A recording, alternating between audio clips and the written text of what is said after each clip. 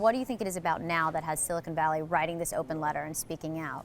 You know, now all of a sudden we're finding ourselves in the summer of 2016. The conventions are happening next week.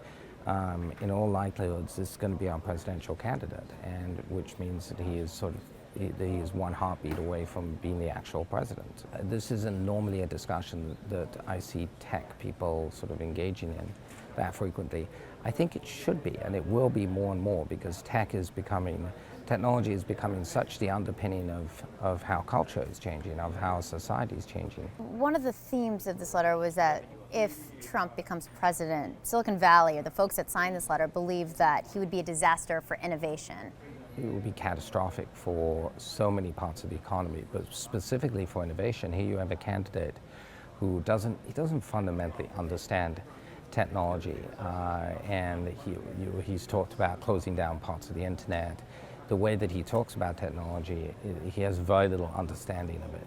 The irony is he's actually remarkably good at using social media to essentially troll the media business, your business, and to gain attention and to gain prominence in media.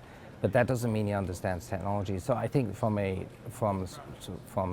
technology perspective, from an innovation perspective, policy perspective, jobs, think about immigrants who come to this country to create, to build things. And I think it would be a disaster for innovation and the business of innovation, which is fueling so much of the change in our economy today.